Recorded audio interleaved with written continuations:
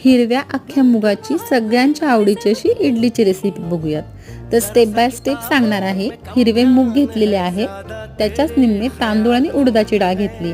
सगळं स्वच्छ निवडून घेतलं, धुवून घेतलं 2-3 पाण्याने आणि मग भरपूर पाणी घालून भिजत ठेवलं। भिजवताना त्याच्यामध्ये 7-8 मेथीचे दाणे घातलेले आहेत। छान भिजवलेलं आहे रात्रभर। आता हे दळून घेऊया। दरदरीत दळून घ्यायचं अगदी छान आणि फर्मेंट होण्यासाठी कमीत कमी 5 ते 6 तास ठेवून द्यायचं। मीठ वगैरे काही घालायचं नाही। आता छान फर्मेंट झालं की त्याच्यामध्ये आलं, लसूण आणि मिरची जिरं अशी पेस्ट करून घालायची आणि मीठ घालायचं चवीप्रमाणे। छान एक मिक्स करून घ्यायचं आणि मग त्याच्या इडल्या लावायच्या। तर तुम्ही बघू शकता माझ्या अतिशय छान सॉफ्ट इडल्या झालेल्या आहेत। चवीला तर अगदी उत्तम। लहान मुलांसाठी ही पौष्टिक रेसिपी नक्की करून बघा। तसेच इडली सोबत तुम्हाला काय आवडतं, चटणी की सांबर, नक्की सांगा।